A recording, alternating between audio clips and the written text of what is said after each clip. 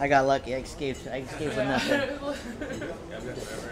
So first of all, congrats on the big win. Thank you. But it was a bit of a late stoppage. Did you think of that? Did you react? Did you know he was already out when the referee started? I don't know if you watch. I'm hitting him, and I look over like at Yamasaki, and he probably let 10 more punches go. And Eduardo made like a noise, like once when you're done, like he made like a grunting, like just stop kind of noise, and that's when he like turned over towards his belly, and then Yamasaki still let him get 10 more punches go, and I was just like, dude, you got to stop this fight. Not only because I want the fight stopped, but he took, what do you think, 25 punches with unanswered punches. So I think Yamasaki might have been a little bit biased, but whatever. That was going to be my second question. Do you think that just Yamasaki beat a Brazilian trying to give him a chance to recover? Truthfully, yeah. But I kind of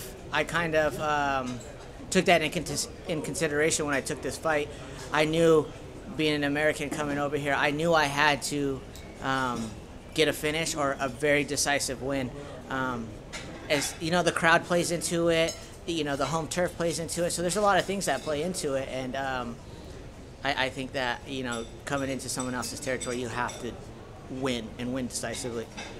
You said before the fight that you didn't give a shit, I think that was the Yep. exact word, and about coming to Brazil to fight, that there was no hesitation when they offered you Johnny. But then getting here, and you were saying that you're already thinking that there might be extra factors, and getting here, getting the crowd, how was that experience for you? Was it like more real maybe than you expected? Yeah. You hear the stories, right? The folklore, is that the word? Yeah. About the Brazilian crowd and the "you will die" chants, but I think they see what's in your heart. So if you've seen afterwards, they cheered for me. I was walking out.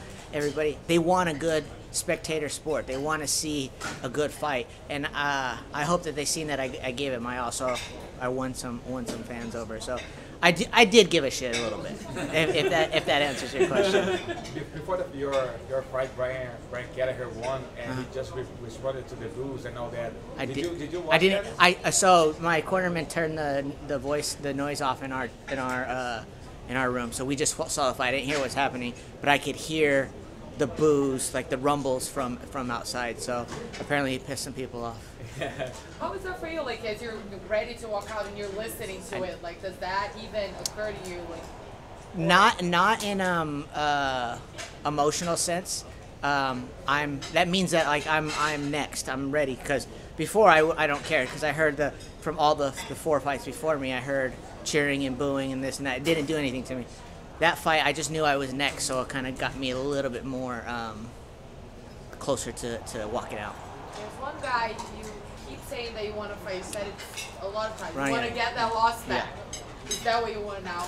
Honey Yaga, by the way. I would say now no, because I think I surpassed him, and as far as my rankings in the UFC, tell me another bantamweight that's come in that was 8-0 that fought 2 top 15 guys. Ronnie Io was on the longest win streak aside from Cody, and then I got a top 10 guy. So I got top 15 guys and a top 10 guys right out the gate, and I was only 8-0 coming into the UFC. So eventually, I promise you, I will get that back, and I will beat him bad.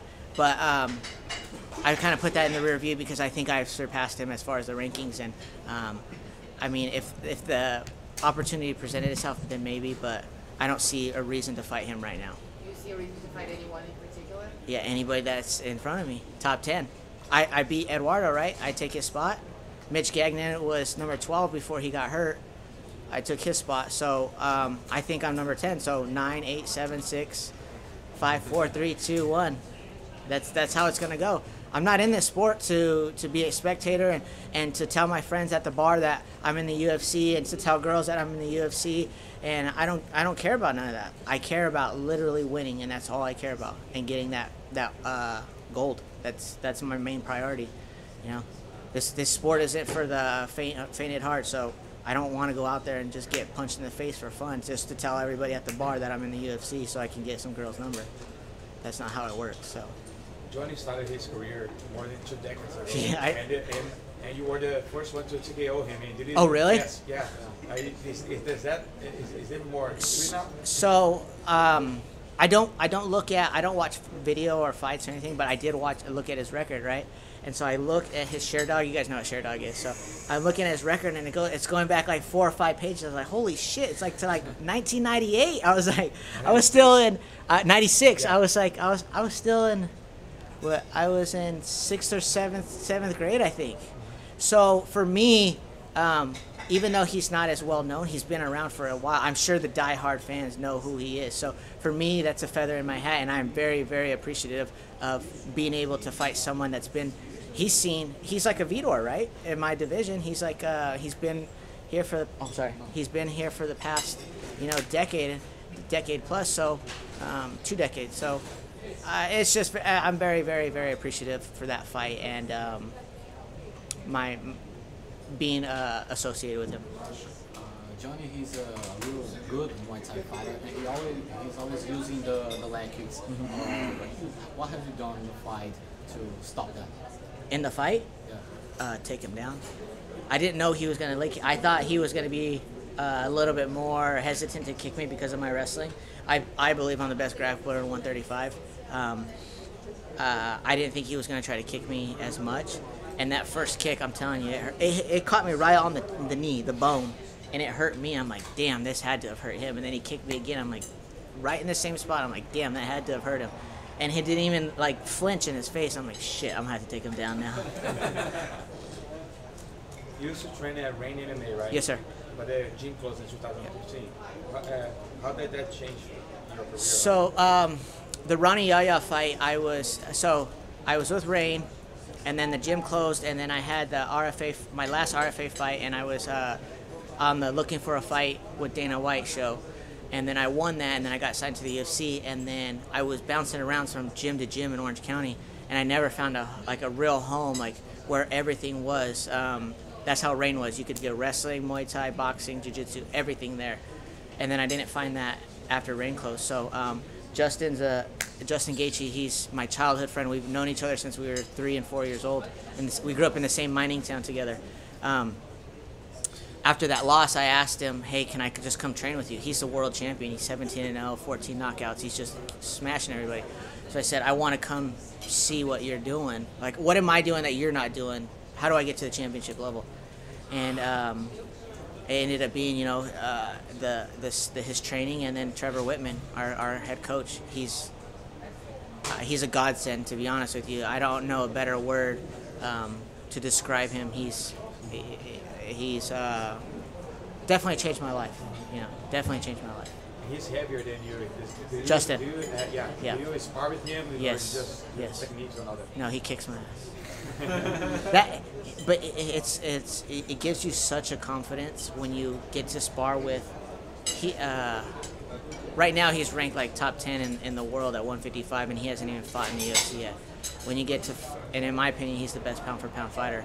When you get to spar with that kind of guy and wrestle with him and grind with him and run with him and do strength and conditioning with him, and you have no choice but to. He seeps into you. You absorb all his attitude and his outlook on training. So he's done nothing but get me here. Are you part of his training camp or Michael Johnson? As far as being a punching bag? Yes. Yes. Yeah. So we both wrestled, and I have a high level wrestling background. He has a high level wrestling background.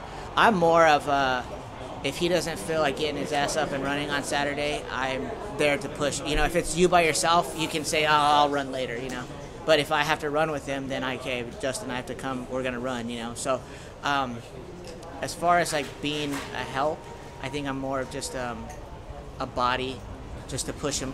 You know what I mean? Not. That's all I can give. He gives me way more than I get from him. Do you see him as a future champion in the UFC? Oh, without a doubt. Without a doubt. I wish you guys knew the type of person he was. There's not a person on this planet that has the mindset and attitude that he does. You guys have read his interviews. He's a special kind of person as far as his fighting game. He's very transparent in the way he thinks, and it's refreshing. were you guys friends? Sorry, before you were fighters, or? I've known him since we were 3. Oh my wow. So my dad coached a kids wrestling program in Safford, Arizona, very, very small mining town. One high school, one middle school kind of town. Our dads worked together, and so we wrestled together. He's 2 years younger than me, so growing up, we went to all these national tournaments, and we drove together. So the last time I seen him, so then in 8th grade, I ended up moving away. My parents divorced, and I ended up moving away. And then we met up. The last time I seen him was in college at a wrestling tournament. And then we kind of kept in touch, and he followed through my career and everything like that. And then once Rain closed, we kind of hooked up again. So Hakuna Matata, full circle kind of thing. Congratulations. Thank you guys so much. Thank you.